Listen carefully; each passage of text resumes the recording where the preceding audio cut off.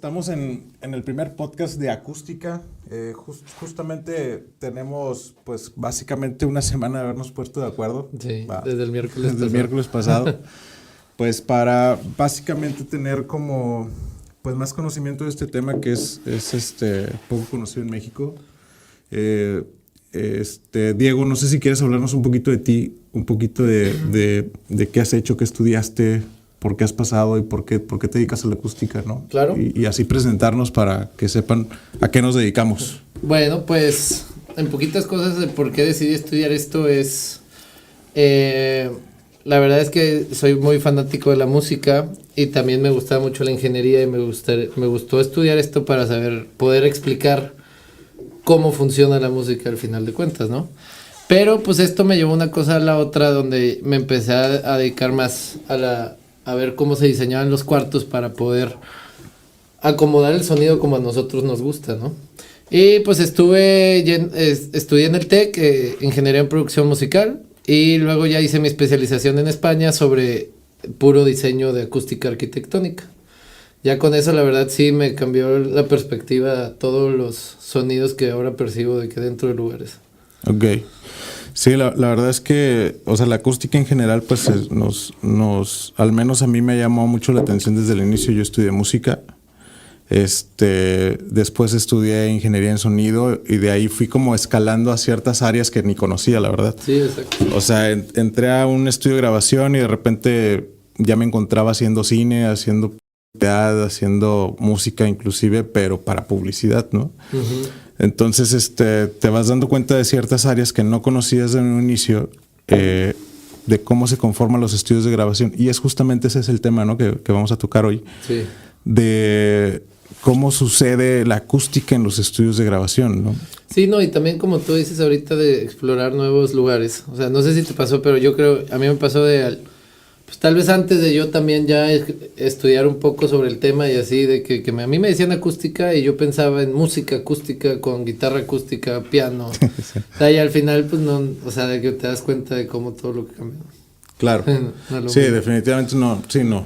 O sea, entonces, sí, y la verdad es que, como lo hemos platicado 1,000,000 de veces, la acústica vaya, vivimos con ella todos los días, pero muchos de nosotros no nos damos cuenta hasta que tomamos conciencia de ello. Así es. No sé si alguna vez, bueno, más bien si te acuerdas que me comentaste de tu mamá, ¿no? Que, sí.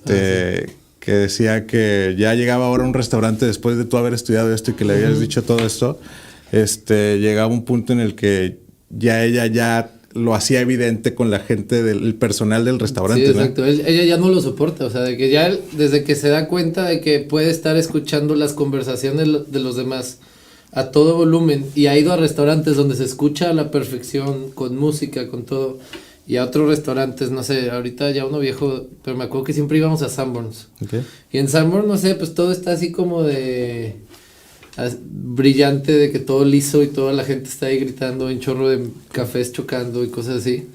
Y eso es la verdad, ahorita se le hace extremadamente desesperante. Claro. Y sí se ha ido de restaurantes por lo mismo. Claro. Oye, pues ¿qué tal si empezamos como definiendo la parte de qué es la acústica en general? Sí. Hablando de esta ciencia que pues viene de parte de la física, que se mezcla con la arquitectura, que es demasiada matemática, uh-huh. O sea, ¿cómo sucede toda esta parte de la acústica, no? Pues sí, al final de cuentas para mí, o sea, en pocas palabras, así sencillo, la acústica es en sí cómo funciona el sonido, cómo viaja, cómo choca con las paredes, y pues ahorita metiéndolo al tema del que vamos a hablar esta sesión. Por ejemplo, todos los estudios de grabación profesionales hechos, pensados, piensan en la acústica. ¿Por qué? Porque ellos al construir un lugar van a controlar cómo el sonido va a estar moviéndose dentro de ese lugar. Y pues claramente como están grabando sonido, ellos tienen que tener todos esos factores muy bien controlados. Claro, desde la parte del aislamiento, ¿no? Uh-huh. O sea, vaya, en el sentido de que pues que no me molesten, o sea, no poder estar cortando porque pasó el camión o porque la señora o que, sí, porque lo que tú quieras. Y al revés, no molestar tampoco a tus vecinos, ¿no? Uh-huh. Digo, pues si tienes una batería sonando a 100 decibeles, pues también hay que tener como esa parte de conciencia, ¿no? De no estar molestando a los demás. Entonces, bueno, pues sí entra... Va para los dos lados. Va para los lados, justamente. Entonces es una ondita ahí de poder ser consciente, ¿no? De un inicio, de decir, bueno, voy a hacer esto, pero ¿a quién voy a afectar de inicio? Exacto. Porque, o sea, hablando tanto de la gente que está a tu alrededor como del cliente en sí, ¿no?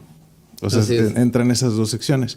Entonces, pues sí, o sea, básicamente pues el estudio de grabación suele ser como la parte más conocida por todos en cuanto hablas de acústica. Así ¿no? es, ya cuando piensan en el sonido, de música, todo. Claro, hay muchos clientes y por ahí deben de saber varios, pero hay muchos clientes que generalmente llegas y les propones algo.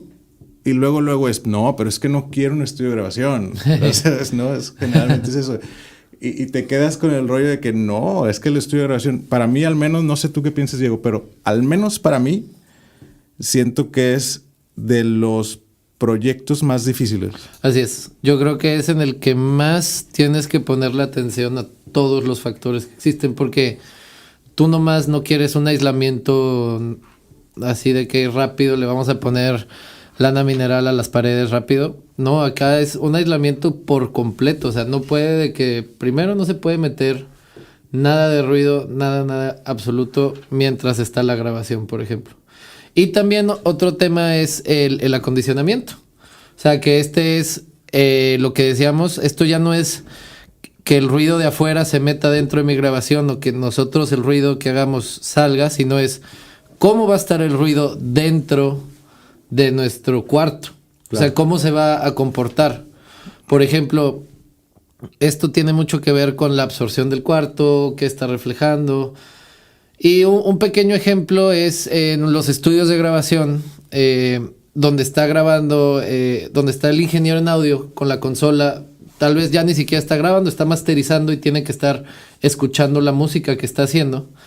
Pues si él no tiene un cuarto con la buena absorción, buena reflexión, que al final nos va a llevar a un tiempo de reverberación óptimo o el eco, que es cuánto tiempo se tarda en callar el ruido, pues él puede estar escuchando otra cosa que no es lo que en verdad está saliendo de las bocinas. O sea, un ejemplo es, si él está haciendo una canción y su cuarto tiene que está rebotando mucho las frecuencias graves, entonces él puede pensar que en su rola está sonando muy cool los graves y se está sonando muy bien.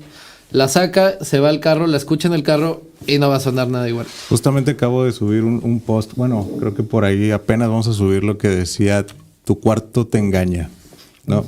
O sea, entonces, que es prácticamente eso, ¿no? Es la parte de cómo te das cuenta, bien dices que tú estás mezclando y de repente estás escuchando a lo mejor una falta de agudos y empiezas a treparle, sales del cuarto, lo escuchas en algún otro equipo de sonido y adiós los graves, ¿no? Exacto. Están todos los agudos a todo lo que da. Entonces, al final de cuentas tú quieres como la respuesta más plana o certera, ¿no? Que no esté afectada por el cuarto alrededor de ti. Exactamente. Sí, o sea, digo, ya gastaste en unos buenos monitores como para que tu cuarto esté modificándolos, ¿no? Exacto. Entonces, sí, la verdad es que, digo, es de suma importancia. Yo creo que de inicio, si yo lo veo en fases, alguna vez, por ahí también comentaba, primero el acondicionamiento y después el equipo. Uh-huh. Mucha gente de repente se te echa encima por eso, porque es que no sé, el presupuesto y no sé qué. Digo, definitivamente tienes que encontrar como un balance, ¿no?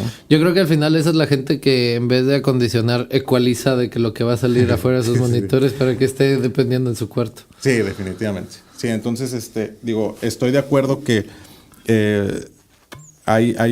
pues estás en esta disyuntiva de decir, bueno, o me compro la computadora y la interfase uh-huh. o medio acondiciono, ¿no? Entonces, pero sí debe de haber como o al menos un balance de decisión en el momento de decir, bueno, al menos mínimo voy a poner esto, sí, ¿no?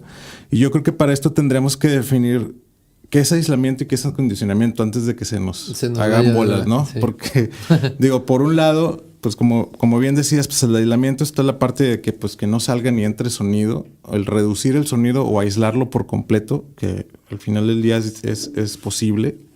Es a lo mejor muy elevado en costo, pero es posible. Sí. ¿No? Entonces, en ocasiones, no sé si te ha tocado que te hablan y te dicen, oye, ¿sabes qué? Es que quiero aislar mi cuarto, entonces voy a poner paneles acústicos, ¿no? O sea, véndeme paneles acústicos. Y que al final sí, no, siempre. Que al final del día tú dices, oye, pues yo te los puedo vender, pero moralmente ahora sí que me siento mal diciéndote que sí sirven para eso cuando realmente no. Sí, exacto. De hecho, creo que es una de las primeras preguntas que sale siempre con un cliente. Claro, sí, definitivamente. Entonces, sí hay que definir bien qué es aislamiento y qué es acondicionamiento para de ahí partir. Sí. ¿No? Y que en algún momento, cuando empieces a tener el problema, no tengas que hacer retrabajos de quitar el acondicionamiento porque ya pusiste y poner aislamiento y después volver a poner acondicionamiento, ¿no? Exacto. Entonces... Sí, pues en pocas palabras, mira, lo que podemos decir es, el aislamiento es que el ruido no entre ni salga, y el acondicionamiento es que el ruido dentro esté sonando a la perfección. Bueno, o a lo óptimo, a lo que se espera que suene. Así es. Sí, que haya un balance de frecuencias, Así es. ¿no? Y normalmente, como tú dices, el aislamiento va entre paredes y el acondicionamiento al final es como un... ¿Cómo se dice la palabra? Un acabado. Un acabado, claro. Exacto. Es lo que va a estar pegando, o sea, la superficie que va a estar expuesta dentro del cuarto. Claro. Digo, lo más común pues son los paneles de Pula Espuma, por ejemplo, ¿no? Que es lo que más conoce la gente. Entonces, sí, de alguna manera, bueno, ya definiendo eso, entonces ahora nos vamos a la parte también de los elementos acústicos que corresponden a un estudio de grabación, o sea, los que generalmente ponen un estudio de grabación, que podríamos definirlos como elementos de difusión. Así es. Elementos de absorción, de reflexión. De reflexión y combinados. Y combinados. Sí, ¿no? o sea, que ya son los resonadores. Así es. Sí. Así es. Entonces, por ejemplo, háblanos un poco de los de difusión. Ok, por ejemplo, un difusor es... pues normalmente se hacen con madera, pero también he visto unos hechos de plástico. El punto es crear una secuencia de diferentes profundidades con la madera para que cuando llegue el sonido... Por ejemplo, si tú tienes una pared lisa, va a llegar el sonido y va a rebotar exactamente hacia el otro lado. Pero a cambio en el difusor lo que hace es que llega la onda de sonido y en el difusor ahora sí que lo difumina la reflexión. Entonces, en vez de que bote con toda su energía para un solo lado, la divide mucha energía para todos lados y eso hace que se apague mucho más rápido. Y por ejemplo, esto es lo que te platicaba la otra vez, que los difusores, de hecho, los crearon en la Segunda Guerra Mundial, porque los ponían abajo de los aviones alemanes para cuando llegara la onda del radar se difuminara y entonces no regresara y el radar no pudiera detectar a los aviones, y eso ya los hacía invisibles, por así decirlo. Claro, órale, qué buen dato. Sí. Entonces, sí, bueno, básicamente es eso. La idea es como... de alguna manera rebotar el sonido, pero no de la misma manera, o sea, sí, es como... Es difuminarlo. Exacto, por así es. Pero disminuir la energía, ¿no? Ajá. O sea... Es como, por ejemplo, cuando difuminas un color va haciéndose grande y luego se hace chiquito, así como más clarito, ¿no? Sí. Entonces eso hace con la intensidad del sonido. Exactamente. Entonces, bueno, esa es la parte, y generalmente, bueno... dime si me equivoco, pero generalmente se usan para cuando son presiones grandes, ¿no? O sea, por ejemplo, que tú tienes tus monitores y tienes como que la pared muy, muy cercana, ¿no? Entonces, que de alguna manera te quiten ese rebote inmediato, ¿no? Sí, porque eso es lo primero que vas a escuchar. Exactamente. O sea, de que tú vas a escuchar, por ejemplo, una secuencia de notas do, re, mi. La vas a escuchar en tus audífonos, pero para cuando estás escuchando el re, el do ya va a estar rebotando de la parte de atrás, claro, y se te va a cruzar todo. Entonces al final no le estás teniendo una respuesta clara de lo que estás haciendo. Bueno, ok, exacto. Entonces ya están ahí como que los de difusión. Estos generalmente, y seguramente los han visto, de madera. Son como que muchos trocitos de madera. Sí, o como cubos salidos. Claro, exacto, con distintas profundidades. Entonces, bueno, esto genera ese rompimiento de onda o ese debilitar de onda, ¿no? Bueno, por otro lado están las partes de los materiales absorbentes. Ajá. ¿No? Que ahí pues podemos explicar los dos de reflexión y absorción. Por ejemplo, esto así en términos lo más simple que podamos decir es Cuando existe un elemento, ya sea una pared, madera, una espuma, un panel absorbente, lo que hace es, cuando la onda llega, cierto porcentaje de la onda se va a absorber dentro del material y cierto porcentaje se va a reflejar.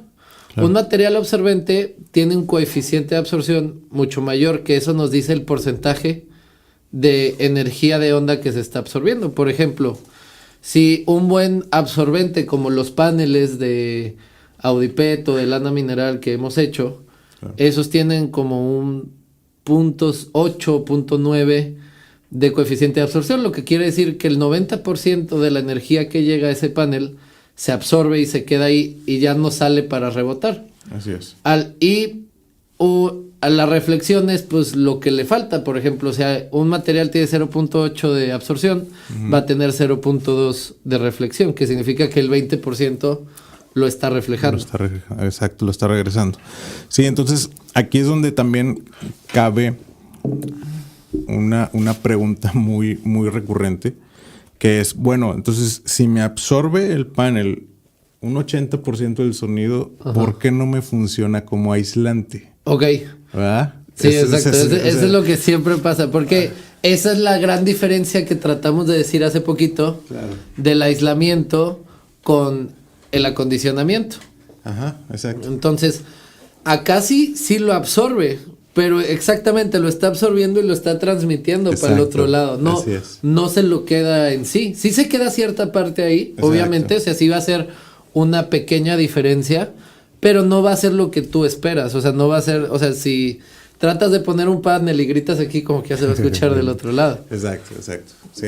O sea, acá lo que nosotros queremos hacer en el aislamiento, en vez de poner un material poroso o así para que el sonido entre y se quede atrapado ahí en la parte de absorción, lo que queremos hacer en el aislamiento es poner un material súper duro o súper denso, así compacto, que ni entre las partículas haya espacio. Así es. Para que el ruido no pueda de que cruzar por ninguno de esos lados. Exactamente. Digo que de ahí es donde vienen como estas siglas de NRC, de STC, de IC, que bueno, después nos meteremos en ese asunto, ¿no? Sí. Pero ya será, yo creo, ya más que específico, un capítulo nada más para eso. Sí. Pero bueno, entonces ya tenemos los absorbentes, que básicamente es retener el sonido de alguna manera para que no haga una reflexión, para, exacto, que no rebote. No. Y que tú no estés escuchando los rebotes y estés escuchando solo lo que sale de la bocina. Exactamente. O también, por ejemplo, es que también ahorita estamos hablando solo del lugar donde está el ingeniero. Exacto. Porque también, como hablamos ahorita, el rebote o el tiempo de rebote en el otro cuarto, que es donde van a tocar los músicos para grabar, tiene que ser un poco diferente. Porque o cualquier músico que esté escuchando está de acuerdo que tocar en un auditorio grandote donde sí está rebotando el sonido es diferente, sientes la música. El baño. Ándale. ¿Quién no canta en el baño? Canta en el baño, claro. Sí, exacto. Es todo ese eco que se escucha, bueno, lo llamamos eco comúnmente, sí, no, pero es reverberación en sí, ¿no? Así es. Entonces, son otros temas que hablaremos después entre la diferencia de eco y reverberación, que también se confunde demasiado. Pero bueno, hablando nada más, terminando con la parte de absorción, ahí podríamos meter, por ejemplo, lo que es la cámara anecoica, que es una exageración de la absorción, ¿no? Y del aislamiento. Exacto. Normalmente las primeras cámaras anecoicas que se hacían sin tanto material nuevo que existe ahorita, las hacían como de unos 2 metros de puro concreto, okay, para que ahí sí no pasa nada de ruido. Ok, nada más como para tener así un pre. Las cámaras anecoicas son básicamente pues unos estudios donde se hacen pruebas tanto para bocinas como para turbinas, como para motores de motos, carros y demás, ¿no? Entonces son cámaras o son estudios, cabinas, que están aisladas en su totalidad, flotadas y demás. Y además, adentro de la cabina no existe reverberación. Sí, no. O sea, no cero. Existe nada de rebote. O sea, existe 0.0.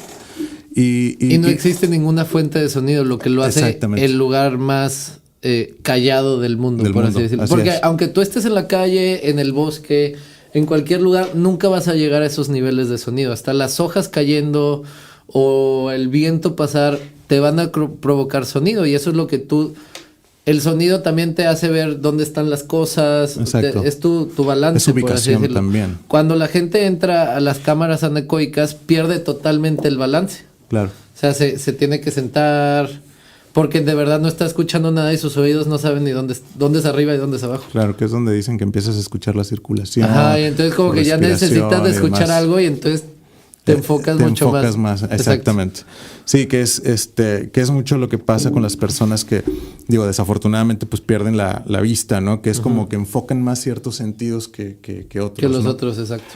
Entonces, bueno, ya nada más dejando esto, pues tenemos también, bueno, ya mencionaste algo de lo de la reflexión. La reflexión, pues básicamente estos paneles, a lo mejor a mi gusto, dentro del estudio sí hay como grandes ejemplos de elementos de reflexión, pero creo yo que, por ejemplo, a los que nos están viendo o escuchando, donde más lo han visto y seguramente lo han visto alguna vez es en un teatro, ¿no? Sí, exacto. Estos de direccionamiento, ¿no? Sí, porque son los paneles que agarran el sonido de abajo y te lo reflejan exactamente hacia la audiencia. Cuando vayan a un teatro, volteen hacia el techo y van a ver ahí seguramente algún panel de madera o algo que es lo que hace es que la fuente del sonido que está saliendo del escenario llegue hacia donde tenga que llegar hacia el público, ¿no? De hecho, también hay estudios de grabación como, por ejemplo, el del Tecnológico, que tiene paneles cambiables, lo que hace que un lado del panel sea reflejante, que sea de pura madera. Variable, claro. Ajá. Y el otro, del otro lado, si lo volteas, es de puro absorbente. Entonces los músicos pueden jugar con el tiempo de reverberación dentro del estudio, a lo que más les guste. Sí, estos paneles son absorbentes de un lado, como dices, reflejantes del otro.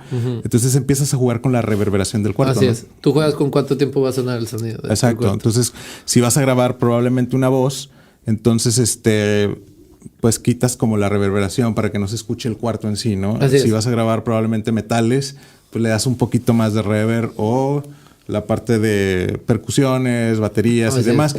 Que también ahí hay otros cuartos, ¿no? O sea, hay cuartos distintos para grabar en estos estudios grandes que pues, los más conocidos, a lo mejor por ahí Abbey Road o algún otro de Estados Unidos de los más grandes, pues tienen cuartos específicos, ¿no? Para cada tipo de instrumento. Sí, ¿no? O sea, como que cada tipo de instrumento ¿cómo se dice? Se aprecia más con diferentes reverberaciones. O sea, porque luego, o sea, si tú pones mucha absorción como en las cámaras anecoicas, le quitas todo el jugo a la música, por así decirlo. O sea, como el punch o todo el cuerpo. Claro. Porque al final de cuentas la reverberación sí afecta en eso. Sí. O sea, vas a escuchar diferente un violín en Sydney o en tu cuarto, ¿verdad? O sea, de que mientras lo estás practicando. Definitivamente. Sí, como que de alguna manera como que necesitas ese, como dices, cuerpo, ¿no? Y volvemos a lo mismo del baño, ¿no? Que es como la gente se empieza a escuchar que hay una gran reverberación y dice, se escucha padre, ¿no? Y sí, empiezas a cantar y sientes que hasta todo lo cantas perfecto. Exactamente, sí, definitivamente. Entonces, bueno, ahora, volviendo al estudio de grabación, definitivamente debe haber una diferencia entre la parte del control room, ¿no? Que es donde vas a mezclar, donde vas a grabar, donde vas a estar masterizando en ocasiones. Donde va a estar todo tu equipo. Donde va a estar todo tu equipo. Versus la parte del Lightroom, que es donde el músico ejecuta, ¿no? Así es. O el cantante o locución, en dado caso de que tengas un estudio de grabación que no tenga nada que ver con la música. Entonces, ¿cuáles son las diferencias? O hasta de televisión. De televisión, inclusive, claro. Entonces, sí hay diferencias, ¿no? O sea, donde lo tienes que tener como de alguna manera súper controlado, ¿no? O sea, lo que hablábamos al inicio del balance de las frecuencias y ver de qué manera evitar los nodos y antinodos, ¿no? Esta parte de aumentos, cancelaciones y aumentos de frecuencias, ¿no? Y por el otro lado, te da un poco más de libertad del cuarto, ¿no? De jugar un poco más con él en el sentido de poder tener esa variabilidad de acústica, de decir, un día lo quiero absorbente, otro día lo quiero un poquito más reverberante. De hecho, por eso sus nombres en inglés, o sea, uno es el control room, donde tú tienes todo controlado, muy controlado, y el otro es el live room, donde tiene que estar un poco vivo, o sea, sí tiene que estar un poco más reflejante para que la música salga como al músico le gusta. Así es.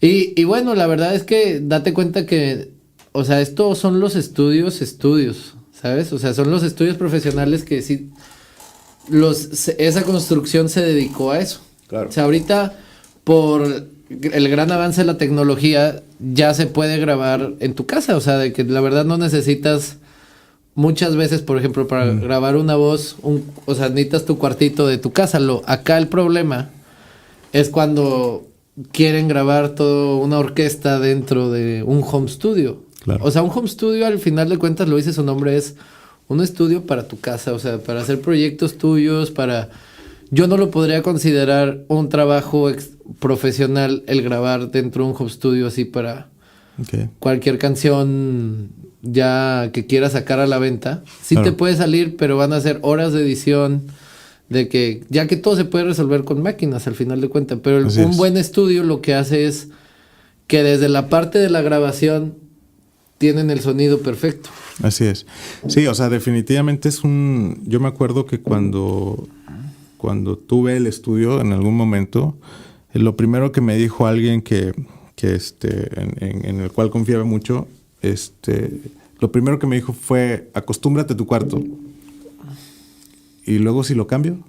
O sea, era como que entrabas en ese pues de decir, bueno, ¿y por qué no desde un inicio ya puedo tenerlo controlado, no? Exacto. Es como que tengo que irme acostumbrando a ver cómo suena, y luego me acuerdo que era mezcla, sal, checa, regresa y hace eso. O sea, esos son horas perdidas. O sea, son horas perdidas. Lo hace muy, muy poco eficiente. Sí. Digo, definitivamente tenemos que ver como todas las posibilidades, ¿verdad? Al final del día, digo, hay discos que son in the box, ¿no? Sí, y la verdad yo no creo que esté mal, o sea, porque esa es la perfecta manera de tú empezar y tú como emprender en el mundo de la música, que la neta hacer eso está bien cañón, o sea... Sí. Y más ahorita. Sí, exacto, porque ahorita hay tantas posibilidades que ya no es lo mismo, ya no te agarra una disquera y de que ya la armaste, ¿no? O sea, ahorita de verdad, mucha gente ha empezado así, o sea, haciendo su home studio, dándose a conocer, pero cuando ya se hacen lo que llegan a hacer, al final las disqueras dicen, ya no grabes ahí, o sea, claro, graba acá porque ya tienen todo, ¿sabes? Así es, definitivamente. Sí, porque están como que todas estas partes, ¿no? La parte del cuarto en sí, de cómo se escucha, cómo se graba, cómo se mezcla ahí. Sí. Está por otro lado el equipo con el que se cuenta, ¿no? Todo el hardware, software. Y en tercera, pues el talento humano, ¿no? Así es. La parte del ingeniero, ¿no? Obviamente, pues ya teniendo estas tres... Lo hace todo. ¿no? No, y date cuenta, por eso no sé cómo... O sea, date cuenta, cualquier músico le gustaría grabar en Abbey Road Studios. O sea, porque claro, eso está perfectamente hecho con los mejores personas que estaban pensando en eso en todo momento. ¿Y cuánto cuesta ir ahí? O sea, de que ellos ya... de verdad se hacen llamar profesionales porque lo tienen todo, lo tienen exactamente para eso, ¿no? Así es. Ya sí, eso y la idea es que no haya esa confusión, ¿no? De decir, oye, es que con mi home studio puedo hacer todo. No lo dudo. Que te va a costar el triple, sí, definitivamente. Y no dudamos que con tu home studio... lo puedas hacer, porque al final la tecnología te deja. Te lo permites, definitivamente. Exacto. Pero sí hay una diferencia entre un estudio casero, como tal lo dice... y la parte del estudio profesional, ¿no? Así es. Entonces, platícanos un poco de la idea que traías de la certificación, porque la verdad es que cuando me lo propusiste se me hacía como súper interesante en el sentido de volver a darle prestigio a la parte de los estudios, ¿no? Así es. Sí, o sea, como por ejemplo, o sea, yo creo que, no sé, o sea, como te decía, de que estos tipos de estudios, hasta aquí en Monterrey, no sé, La Mansión... O sea, de verdad, un ingeniero en acústica fue... Victoria Cune, saludos. Fue y lo pensó, ¿no? O sea, de que... O el del TEC, de que, o sea, un ingeniero fue y dijo, ok, vamos a hacer un estudio de grabación, claro, va a ser así, y tenemos que hacer esto, esto y esto. Y es lo que hablamos al principio, o sea, se combinó la acústica con la arquitectónica. Claro. Con la arquitectura, perdón. Sí. Acústica arquitectónica. Ya, son las cervezas, son las cervezas. Al final yo creo que muchos estudios o mucha gente ha perdido el sentido de lo que es un estudio de música en verdad. O sea, un estudio profesional de música, un home studio sigue siendo bueno, o sea, no estoy diciendo que está mal, Pero lo que es un estudio de música no es un home studio. Claro. Entonces, yo, con la idea esta que yo te decía de la certificación, yo estoy buscando de que en todos los libros que he encontrado de toda mi carrera, he estado resumiéndolos en hacer una certificación de un checklist de todas las cosas que debe tener un estudio para poderse llamar profesional, o sea, para poderse llamar tengo las instalaciones, o sea, no, porque por ejemplo, un veterinario puede coserle la pierna a alguien que le dieron un balazo en su casa, pero no se puede llamar un hospital. Claro. ¿Estás de acuerdo? Sí. Porque al final de cuentas sí lo ayudó, sí todo, pero no es un hospital. Sí, no. Un hospital se piensa de que, mira, necesitamos poner la radiología aquí, de que no esté acá, y es igual un estudio. Claro, no, y si lo dividimos, pues no es un médico de humanos. Sí, exacto, sí, exacto. Sea, al final del día, ¿no? Es como que cada cosa por su nombre, ¿no? Uh-huh. Así sí, es. Exacto. Entonces, al final de cuentas, hay tantos estudios sobre esto que creo que sí vale la pena pues invertirle el tiempo a que lo diseñe alguien especificado en esto. O sea, hay hasta arquitectos que después de toda su carrera de arquitectura se especificaron en acústica. Claro. Ni siquiera eran ingenieros, pero la combinaron como, ok, es que mira, tenemos que, por ejemplo, una pequeña cosa que ahorita luego lo vamos a hablar como en otro capítulo, pero cuando tú tienes un cuarto con paredes paralelas, el sonido ahí se va a crear estos nodos que hablamos de las cancelaciones. Claro. Y eso se puede súper arreglar desde un inicio, quitando lo paralelo, o sea, poniendo una de las paredes con un ángulo un poco diferente, lo que va a causar de que una gran diferencia en todo el tipo de reverberación y así. Claro. Entonces, al final de cuentas, yo creo que muchos estudios ya tienen esto y se han esforzado y han contratado a gente y han pagado todo lo que debe ser y lo pensaron y quisieron, vamos a hacer uno de los mejores estudios, tal, o lo que sea. Uh-huh. Y creo que ese prestigio de lo de la acústica de, mira, un estudio de grabación se perdió, porque ya todo el mundo puede grabar en donde sea. O sea, ya hasta los nuevos iPhones tienen micrófonos muy buenos. Claro, que fue como lo hizo George Lucas, ¿no? Que uh-huh.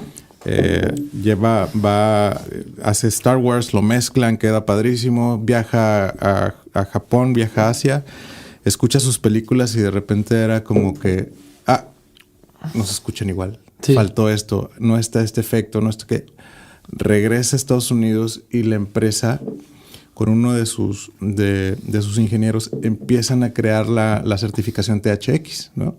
Que la certificación THX en los cines, pues básicamente, bueno, también ahorita ya hay en equipos de sonido caseros y demás, que lo que hacen es que te garantizan ciertos estándares de sonido para que la película que mezclaste o la música que mezclaste en tal lado se escuche sí. De lo más parecido, ¿no? Ya sea aquí o en China, uh-huh. Literal, ¿no? Entonces, básicamente es eso, ¿no? Es sí. Como asegurar eso de alguna manera. Sí. Y ya también, o sea, yo estaba hasta pensando en futuro de que una vez que podamos hacer esto, o sea, poder hacer esta certificación también porque, por ejemplo, para que tú puedas, no sé, estar trabajando en tu estudio en Monterrey y todo, y luego, chale, pues tu artista está en la Ciudad de México y conoces a alguien que tiene la certificación que tú tienes, pues sabes que tú vas a agarrar y meter tu USB y se va a abrir todo exactamente igual, porque debe claro. Tener Pro Tools, por ejemplo. Exacto. O sea, estándares de la industria que se han hecho, o sea, no sé, de verdad, yo no sé por qué Pro Tools ahorita, o sea, siempre es lo que se usa en los estudios. Sí. Es un muy buen programa, pero creo que hay otros que le llegan igual. Claro. No más que Pro Tools es el estándar. Y claro. Todo mundo, o sea, si estás en el medio, tienes que saber usar Pro Tools, porque te van a llegar a un estudio profesional y va a haber Pro Tools. O sea, es lo que casi va a siempre. Estar, casi siempre. Sí, exacto. Sí, definitivamente. En mi caso, por ejemplo, haciendo toda esta parte de diseño sonoro para películas y demás, uh-huh. Pasaba eso, lo que te decías ahorita justamente era de que, oye, es que tengo que mezclar en 5.1, en THX. Uh-huh. Pues no, me tengo que ir a México. Uh-huh. Porque, o sea, justamente por eso, porque no hay un estudio certificado. Ahora, si eso lo pasamos a los estudios de grabación y regresamos como ese prestigio del estudio, uh-huh. Eso estaría buenísimo, ¿no? Sí, exacto. O sea, del decir, ok, está bien. Y justamente así lo hacíamos nosotros. Nosotros premezclamos el 5.1 en nuestro estudio y luego lo llevábamos a un estudio profesional de 5.1 para escucharlo. Entonces, eso se puede hacer ahora, ¿no? Oye, ¿sabes qué? En mi home studio, ¿no? Yo puedo hacer esto y lo llevo a un estudio certificado de sonido. Ajá, porque de verdad, si haces, por ejemplo, si haces eso, nunca lo había pensado, pero si haces eso, o sea, tú puedes mezclarlo a la perfección en tu casa, o sea, con audífonos buenos y ya con eso, pero cuando vas a un estudio vas a notar ciertas cositas, detallitos que pueden hacer tu canción mucho, mucho mejor. Claro. Que al final de cuentas, no sé, es por ejemplo, no a todas las canciones les hacen una masterización, ¿estás de acuerdo? Claro, no, definitivamente. Sí, no. Y para hacer una masterización, pues ahí sí, de que es gente muy, muy, muy especializada que escucha diferencias de decibeles de 0.5 Digo, definitivamente decibeles. hay gente que dice que está sobrevalorada la masterización. Que dicen de que no es solo el subirle el volumen. No, o sea, Sí, no, pero yo creo que como que le da un poquito más de cuerpo, pero sí es muy es una diferencia muy pequeña. Sí, ¿sabes? sí, sí. No, pero sí, o sea, sí tiene su arte, o sea, definitivamente es todo un proceso, ¿no? Entonces, bueno, ya para acabar, yo creo que esto muchos se lo preguntan y más pues los chavos que van empezando, ¿no? ¿Cuánto cuesta un estudio? ¿Cuánto te puede costar un estudio, no? O sea, digo, definitivamente tenemos el rango de 10 a 10 millones, ¿verdad? Pero sí, exacto, puede ser todo diferente. Pero sí es como, mira, tienes que mínimo tener 2 cuartos. O sea, eso sí, definitivamente. Definitivamente, sí, claro. exacto. Digo, al menos que hagas como producción musical y nada más tengas tu o que nomás mezcles. Que te pasen a ti de que tracks y tú mezcles en tu cuarto, pues ahí sí solo tienes Pero un cuarto. Pero como bien dices, o sea, hablando de un estudio de grabación, ya de entrada es como que tienes que tener disponible dos cuartos o uno grande y dividirlo, ¿no? Y la división, bueno, mínimo el aislamiento de la división tiene que ser un muy buen aislamiento. O sea, de que sí tiene que estar un espacio de 20 centímetros entre pared y pared con lana mineral adentro. Claro, claro. O sea, sí tiene que ser algo así. Entonces yo calcularía... Pues mira, tú que estás más en materiales.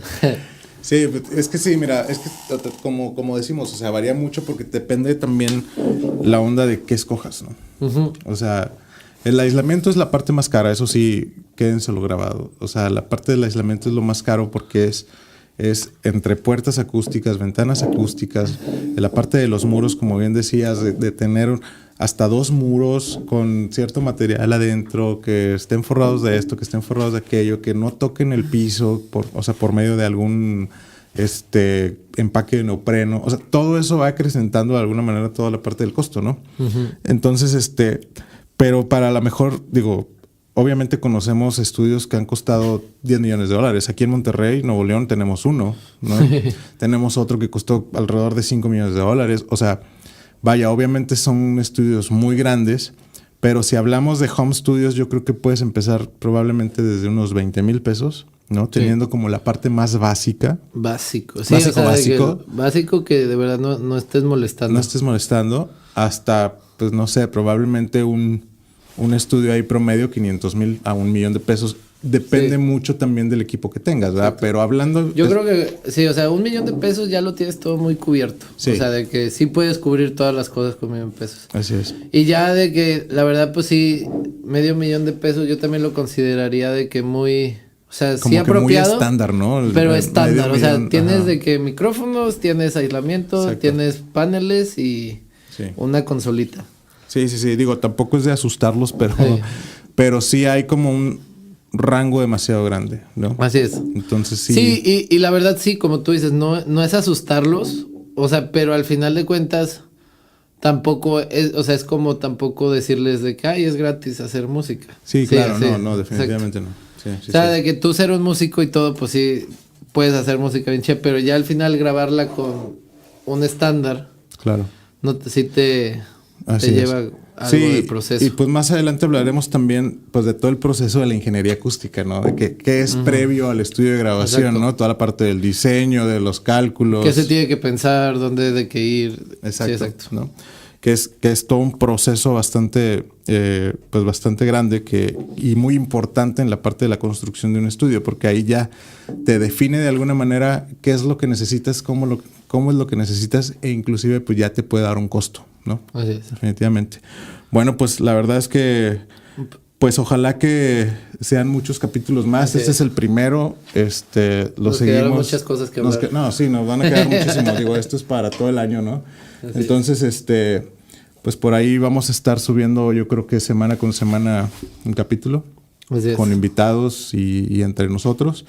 Entonces, pues... Sí, el punto es cubrir todos los temas de la acústica. Claro, ¿no? Desde estudios de grabación hasta la industria. Así es. Y si hay temas que ustedes quieran tocar o algo, pues nada más de comentar por ahí o mandarnos un mensajito y con gusto lo desarrollamos. ¿Listo? Gracias.